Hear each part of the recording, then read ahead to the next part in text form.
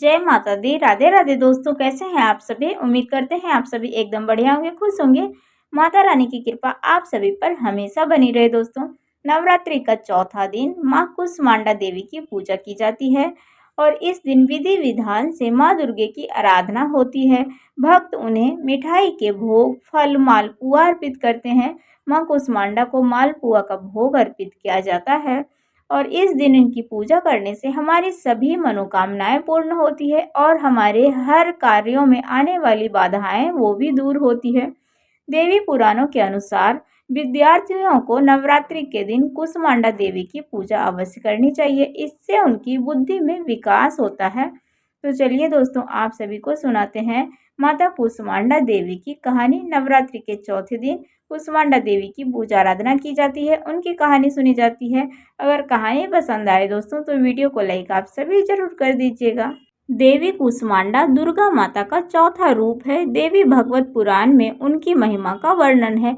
माना जाता है कि उस दिन उन्होंने अपनी हल्की मुस्कान से ब्रह्मांड को बनाया था, इसलिए उन्हें कुष्मांडा देवी कहा जाता है। सृष्टि के आरंभ में अंधकार था, जिसे माँ ने अपनी हंसी से दूर किया था। उनमें सूर्य की गर्मी सहन करने की शक्ति है, इसलिए उनकी पूजा करने से भक्तों को शक्ति और ऊर्जा मिलती है।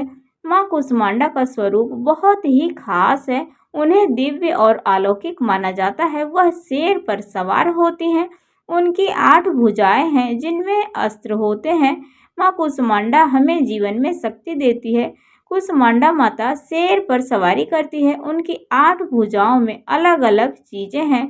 इन भुजाओं में उन्होंने कमंडल, कमल, कलश और सुदर्शन चक्र पकड़ा हुआ है।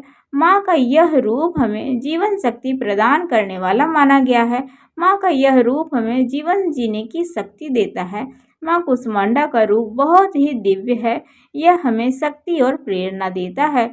हमारे शास्त्रों के वर्णित के अनुसार प्राचीन काल में त्रिदेव ने सृष्टि की रचना का संकल्प लिया। उस समय संपूर्ण ब्रह्मांड में घना अंधकार व्याप्त था। समस्त सृष्टि एकदम शांत थी।